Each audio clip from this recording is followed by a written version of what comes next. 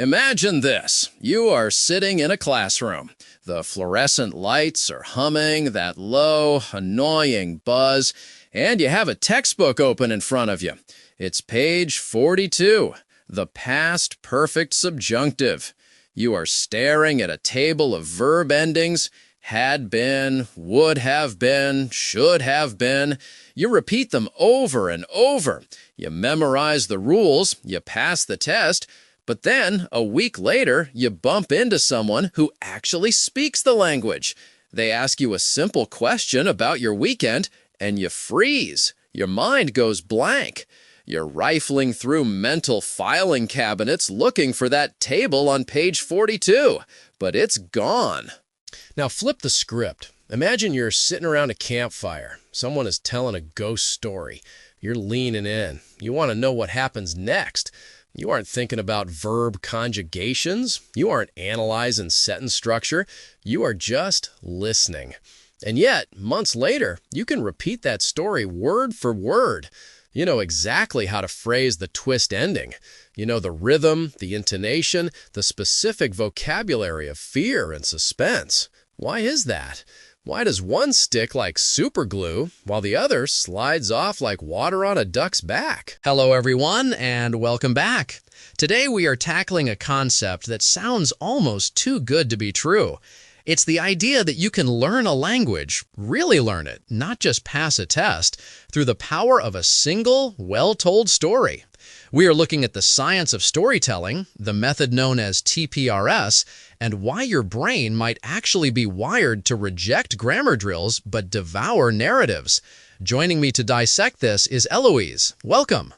It is wonderful to be here, Noah, and I love that opening image because it really captures the central tension in language learning today. We have this massive industry built on drills, apps, and flashcards, but the science, the actual neuroscience of how we acquire information, points in a completely different direction. It feels counterintuitive, though, doesn't it? We're taught that learning requires suffering.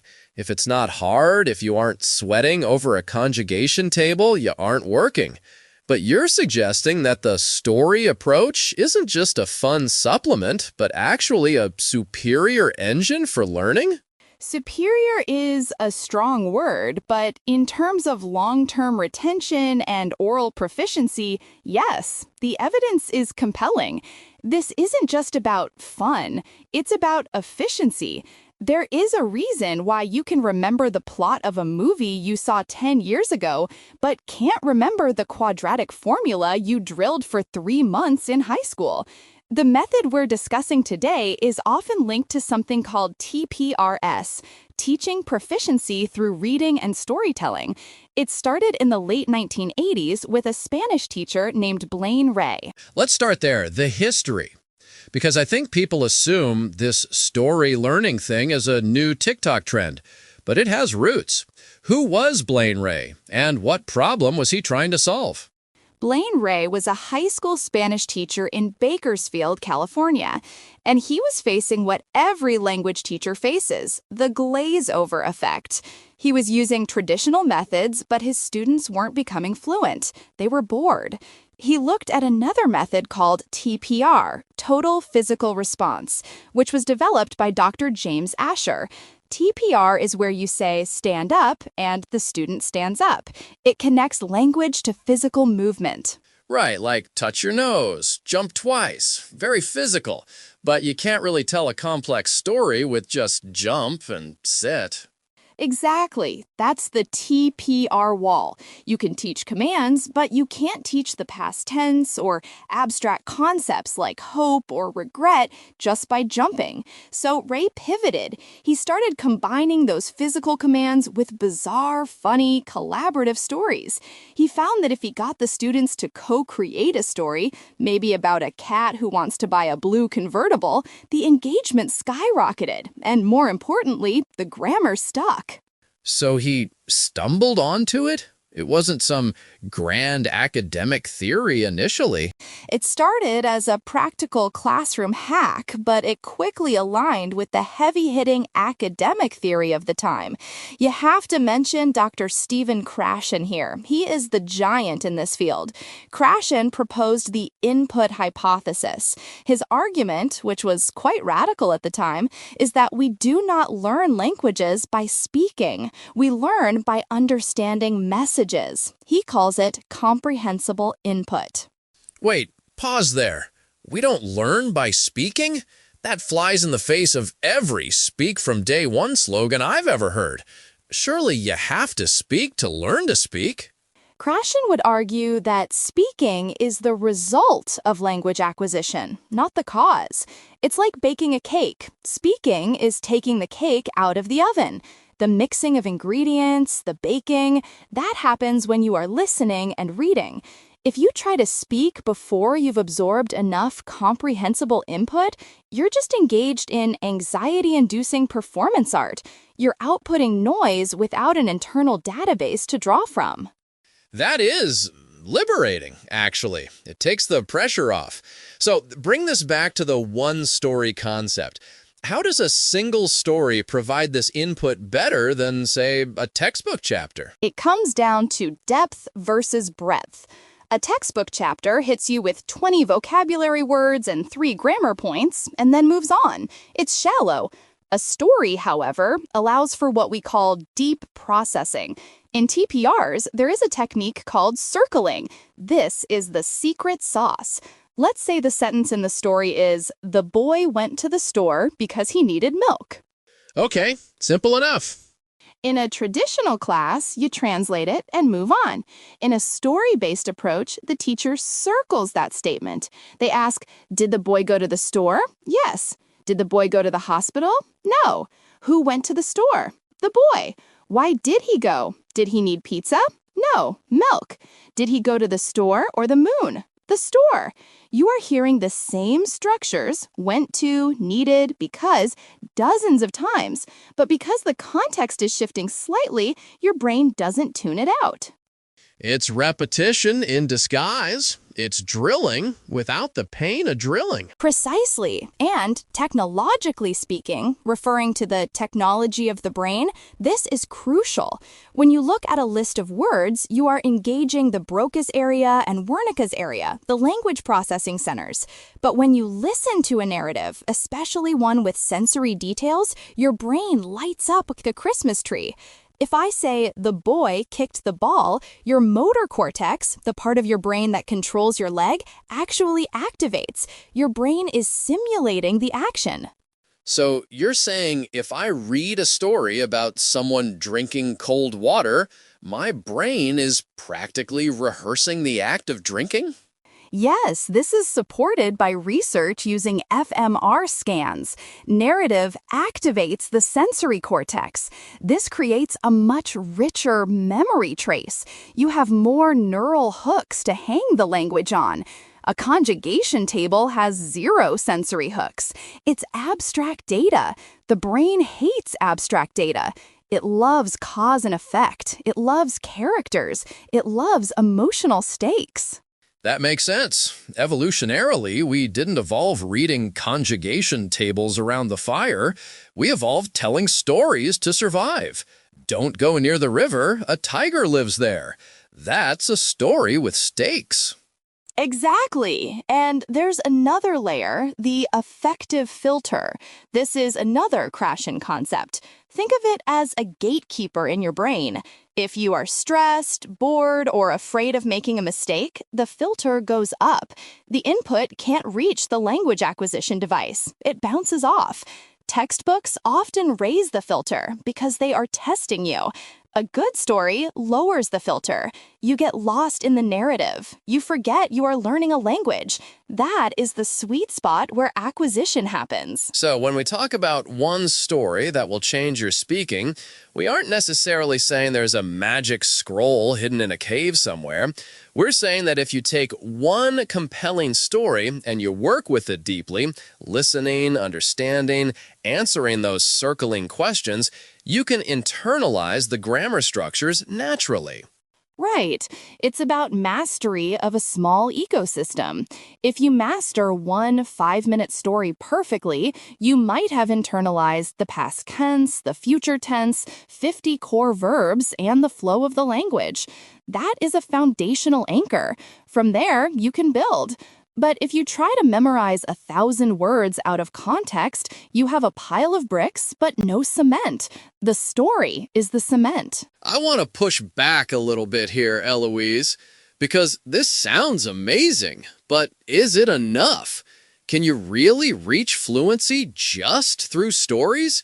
I feel like there's a risk of the pigeon effect, where you can understand a story about a cat and a convertible, but you can't order a coffee or write a formal email. Don't you need the explicit grammar eventually? That is the classic criticism, and it is a fair one. It is the tension between accuracy and fluency. TPRS critics often argue that students might speak fluently, but with grammatical errors, fossilized mistakes. However, the counterargument is that accuracy comes with time and massive exposure. If you focus on accuracy too early, forcing students to memorize the rules of the subjunctive before they can say, "I want water," you kill the motivation. You get silence. So it's a trade-off. You accept a bit of messiness in the beginning for the sake of actually being able to communicate. Yes, and let's look at the data. TPRS students generally outperform traditional students in speaking and listening by a wide margin. They might be equal on grammar tests, but the TPR students can actually use the language.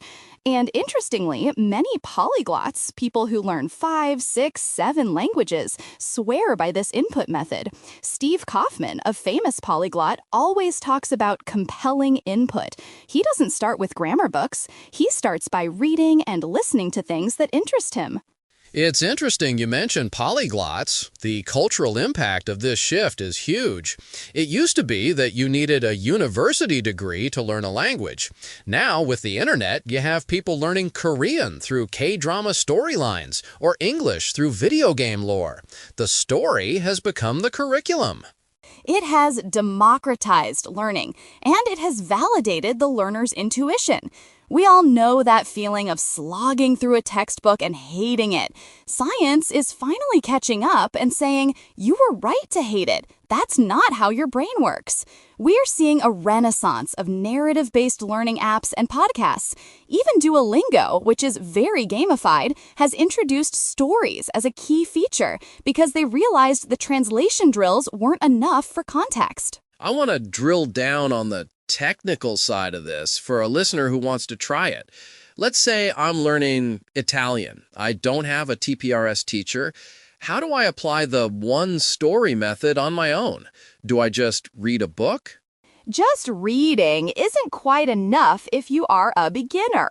You need the audio and you need the repetition. Here is a protocol you could use. Find a short story in Italian, audio and text, ideally something designed for learners so the vocabulary is controlled. First, listen without reading. Just let the sounds wash over you. You might only catch 20%. Okay, low stakes, just listening. Step 2. Read the text. Look up the words you don't know. Now you understand the plot. Step 3 is the magic step. Listen again while reading. Connect the sound to the meaning. And then, step 4, shadowing. Listen to a sentence, pause it, and repeat it, trying to match the speaker's emotion and speed exactly. You are acting out the story with your voice. So you aren't just reciting, you are performing. You're trying to be the character. Yes. Remember the fMRI scans? If you act it out, even just vocally, you engage more of the brain. You are tricking your brain into thinking this is a real experience. If the character is angry, sound angry. That emotion acts as a glue for the memory. If you do this with one 5-minute story every day for a week, you will internalize the rhythm of Italian in a way that 5 weeks of grammar drills won't achieve. This reminds me of actors. Actors often have incredible memories for lines, but they don't memorize them by rote. They memorize them by intention. What do I want in this scene? It seems language learners could learn a lot from drama students. Absolutely. In fact, many TPRS teachers use drama techniques. They have students act out the stories in class. It lowers the inhibition. It's hard to be self-conscious about your accent when you are pretending to be a wolf trying to blow down a house. You get out of your head and into the moment. I love that. We're talking about getting out of the monitor mode, that little editor in your head that says you're doing it wrong, and into the flow state. The monitor is actually another one of Krashen's hypotheses, the monitor hypothesis. He argues that the conscious knowledge of grammar, the rules, acts as a monitor or editor. It checks your output. But if the monitor is too strong, you become hesitant. You can't speak because you are too busy correcting yourself before you even open your mouth. Storytelling bypasses the monitor. It moves too fast. You have to react to the narrative. It's like learning to ride a bike. You can read a book on the physics of balance, but eventually you just have to feel the wobble and correct it in real time. The story gives you the road to ride on. That is a perfect analogy. The story is the road. The grammar rules are the physics textbook. You need the road. But let's play devil's advocate one more time. Is there a personality type this doesn't work for? Some people are very analytical, engineers, mathematicians. They might actually like the conjugation tables. Do they struggle with this fuzzy, story-based approach? That is a very observant point. Yes, some learners have a high need for cognition or structure. They find the story method frustratingly vague. They want to know why the ending changed from O to as. For those learners, a hybrid approach is best. Give them the story for the input, but let them look at the grammar table afterwards to satisfy that analytical itch. It doesn't have to be all or nothing, but the science remains. Even the analytical brain needs massive exposure to patterns to become fluent. You can't engineer a sentence in real time during a conversation. It takes too long. So the analysis can be a supplement, but it can't be the engine. Exactly. The engine is input. The engine is the story. As we wrap up, I'm thinking about the legacy of this. We're seeing a shift in education. The one-story idea is really a metaphor for depth over breadth. In a world of infinite content, TikToks, tweets, headlines, we are skimming everything. This method asks us to slow down, to sit with one narrative until it becomes part of us. It is. It's a return to the oral tradition. Before writing, how did we preserve knowledge? Stories. We are wired for this. If you are struggling with a language, stop trying to memorize the dictionary. Find one story that makes you laugh or cry or sit on the edge of your seat. Listen to it until you can hear it in your sleep. That one story can be the key that unlocks the entire language for you. Find the story that matters to you. That seems to be the lesson. Eloise, thank you for taking us through the neuroscience and the history. It's been a fascinating look at why our brains prefer Once Upon a Time to page 42. My pleasure. Keep listening, everyone. And thank you for listening. Until next time, maybe pick up a book instead of a flashcard app. You might be surprised at what sticks. Goodbye.